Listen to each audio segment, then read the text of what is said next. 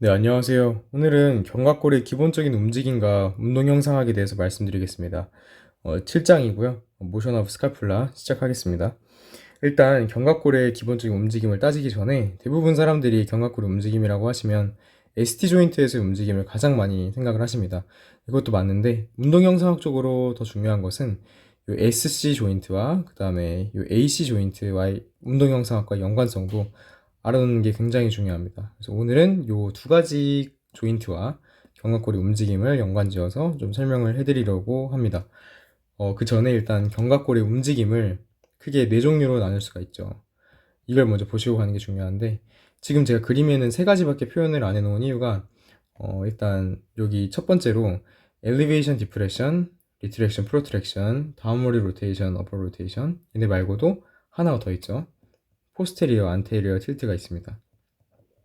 이 친구는 제가 나중에 따로 빼놓은 이유가, 지금 위쪽에 보시는 친구들이랑 달리 포스테리어, 안테리어 틸트는 옆에서 봤을 때 견갑골이 이렇게 있고 앞에 휴메루스가 있으면 아무래도 이 GH 조인트와 연관성이 더 깊습니다. 이렇게 견갑골이 앞으로 기울었다가 뒤로 기울었다 하는 거기 때문에 오늘 할 내용과는 약간 거리가 있어서 제가 나중에 휴메루스의 움직임에 관해서 설명을 할 때 좀 더 자세히 다루도록 하겠습니다. 자, 그래서 오늘 이 세 가지 친구를 볼 건데요. 먼저 여러분들이 잘 아시는 요거는 거상과 하강이고요. 얘 같은 경우에는 전인과 후인, 얘는 상방회전과 하방회전을 이제 나타낸 겁니다. 그럼 바로 들어가 볼게요. 여기 보시면 첫 번째로 거상이죠. 엘리베이션. 엘리베이션 같은 경우에는 뭐가 중요하냐? 지금 여러분 보시면 어깨 복합체라고 했을 때 제가 크게 클라비클과 같이 연결되는 게 어디죠? 스카퓰라의 에이크로미온이 연결이 되고, 그 다음에 이 스카퓰라에는 글레이노이드 캐비티를 통해서 휴메루스가 이렇게 연결이 된다고 말씀드렸죠. 보시면 어깨 복합체에서 운동 형상학을 따질 때 보통 스카퓰라가 클라비클의 요 궤적을 따라간다고 말씀드립니다. 표현을 합니다. 이 따라간다는 말은 크게 이렇게 의미를 두실 건 없고 이따가 나올 개념들을 좀 이해하기 쉽게 표현하는 말인데, 먼저 엘리베이션 되는 상황을 보면 스카퓰라가 이렇게 올라가죠. ST 조인트 면에 대해서 수직으로 올라가게 되는데, 올라가는 모습을 자세히 보시면 먼저 SC 조인트에서 스터르넘을 기준으로 클라비클이 상방회전되게 됩니다. 상방회전이 일어나면 일반적으로 이렇게 되는 게 정상이죠. SCC 조인트에서 상방회전이 일어나면 여기가 고정되어 있다는 전제 하에 스카퓰라는 위쪽으로 올라간과 동시에 회전이 일어나게 됩니다. 상방회전이 같이 일어나게 되죠.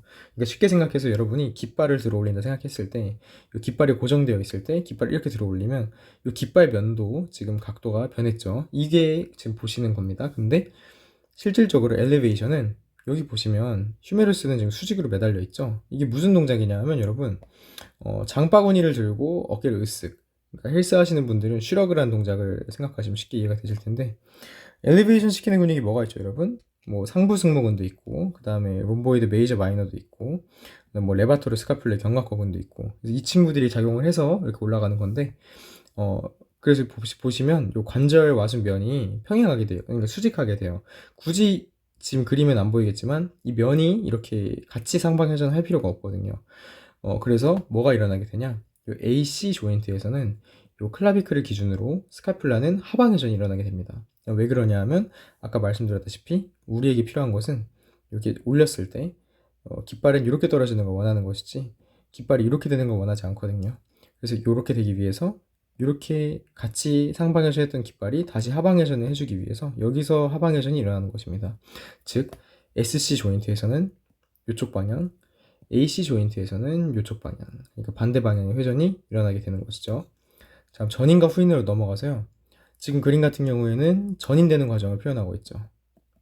전인시키는 근육은 가장 대표적으로 세라투스 안테리어가 있겠죠. 정거근, 견갑 안정화에 정말 중요한 역할을 하게 됩니다. 얘는 나중에 좀 더 자세히 다루도록 하고요. 먼저 전인되는 과정을 보시면요. 얘 같은 경우에는 SC 조인트를 기준으로 클라비클이 앞으로 빠지게 되고, 그 다음에 AC 조인트를 기준으로 요 ST 요 조인트에 대해서 견갑골이 더 바깥쪽으로 빠지게 됩니다. 이건 왜 그러냐 하면 지금 보시면 회전 방향이 똑같죠. 회전 방향이 똑같다는 뜻은 한쪽 방향에서 ROM이 충분하게 확보되지 않아서 소실이 일어났을 경우에 이 나머지 한쪽 관절에서 일종의 보상작용을, 부분 보상을 해준다는 뜻입니다. 이건 또 굉장히 중요한데, 뒤쪽에서 나올 요 상방회전, 하방회전과도 연관성이 있습니다. 그래서 얘 같은 경우에는 아까 말씀드렸다시피 전이라는 과정이 일어남에 대해서 요 클라비클의 궤적을 스카퓰라가 따라가는 경향성이 있기 때문에, 그러니까 곡괭이로 보자면 클라비클의 손잡이고 요 스카퓰라는 요 곡괭이 요 날이 되겠죠. 따라가는 경향성이 있기 때문에 아까 말씀드렸던 대로 요 HSC라는 요 관절에서 HS 요 C라는 관절에서 요 C랑 S를 지금 위에서 본 스페리어 뷰인데, 여기서 요 견갑골이 따라가는 영향성이 있고, 그 다음에 한쪽에서 부분적 손실, 가동 범위 손실이 일어나게 되면 나머지 쪽에서 채워주는 경향성이 있다. 네, 그 정도만 정리하시면 될 것 같고요. 그 다음 마지막으로 가장 중요한 상방회전인데, 상방회전, 하방회전은 이런 식으로 작용이 일어나게 되고, 상방회전을 먼저 예시로 한번 볼게요. 상방회전 같은 경우에는 굉장히 여러 가지 근육들이 복합적으로 일어나게, 작용을 해서 일어나게 됩니다. 약간 자동문, 회전문을 돌릴 때처럼 이렇게 여러 가지 근육들이 작용을 하게 되는데요. 먼저 얘 같은 경우에 보시면 SC 조인트를 기준으로는 클라비클이 상방회전을 하게 되고, 근데 AC 조인트를 기준으로 아까 여러분 보셨듯이 엘리베이션에서는 어땠죠? SC 조인트를 기준으로 상방회전을 하고 AC 조인트에서는 반대로 하방회전을 해서 이 기울기를 맞춰냈죠. 처음이랑 똑같이. 근데 얘 같은 경우에, 상방회전 같은 경우에는 그게 아니라 SC 조인트를 기준으로는 상방회전이 일어나지만 여기 AC 조인트를 기준으로 다시 또 상방회전이 일어나서, 그래서 결과론적으로는 견갑골이 크게 상방회전 되는 모습을 보입니다. 여기서는 이게 왜 중요하냐? 첫 번째로는 같은 방향의 ROM을 형성한다는 면에 있어서 프로트랙션, 리트랙션과 똑같은 이유로 한쪽의 ROM 손실을 나머지 한쪽이 부분 보상해준다는 그런 작용이 있고요. 그래서 얘 같은 경우에도 SC 조인트에서의 거상이, 쇄골의 거상이 완벽하게 일어나지 못한 경우에 여기서 조금 더 가동 범위를 내는 경향성도 있고, 두 번째로는 이 견갑골 자체가 상방회전을 크게 함으로써 글레노이드 캐비티, 관절 와순 면조차도 상방회전을 많이 한다는 특징이 있습니다. 이게 굉장히 중요한데, 아까 엘리베이션과의 차이점이 뭐냐면 이 견갑골에 붙어있는 글레노이드 캐비티 면의 회전 정도예요. 얘 같은 경우에는 휴메루스랑 지금 딱 수평하게 지면을 기준으로 수직하게 붙어있기 때문에 딱히 회전을 많이 해줄 필요가 없는데요. 얘 같은 경우에는 지금 휴메루스의 어브덕션을 굉장히 심하게 해놓은 상태죠. 두 가지 이유가 있습니다. 크게 첫 번째로 관절 와순 면이 같이 상방회전을 해줌으로써 휴메루스를 좀 더 받쳐줄 수 있는 구조적인 안정성을 주고요.